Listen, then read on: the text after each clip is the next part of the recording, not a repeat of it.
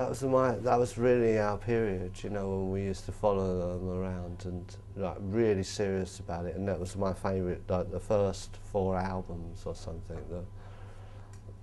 Mott, Mad Shadows, Wildlife, and Brain Capers were the ones that. And then after that, we what happened was that they were right on their last legs, as I understand the story, and then David Bowie came in and said, look, do you want to do this song, All the Young Dudes?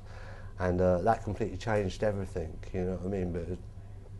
But when they did that, the real serious fans, the Mott lot, we used to be called, and just kind of felt a little bit like left behind, you know what I mean, when it got big, because we had a little safe, little cosy scene. It wasn't that big, you know what I mean, and they were our group, you know what I mean, and that very often happens when a group goes on to major success, you know what I mean, the real fans went all, you know what I mean, but you can't stop progress, so you can't change the way things are, so it was probably good for them, because they were on the last, it looked like they were being the last, and then it kind of revived them, and they went with the modern thing, you know, but by that time I think Mick Rouse had left. Well, when I first heard All the Young Dudes, I just knew straight away. I heard it on the radio one night. I was in Hampstead, and I just think it came across the radio really late at night.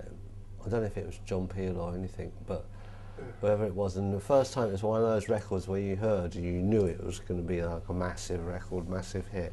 Another song that really blew you away when you first heard it was Ride a White Swan, and that kind of marked the difference between T-Rex and Tyrannosaurus Rex that had come before, you know what I mean, and it was kind of the same with all the Young Dudes, you know what I mean. There was like one band before that record, right, that wasn't as successful as the group that came after that record, you know what I mean, that completely changed, and but you just knew when you first heard it that this is I suppose David Bowie kind of bailed them out at the last moment. It was good, and they're famous by that time, and they were doing they did the Uris Theatre on Broadway, and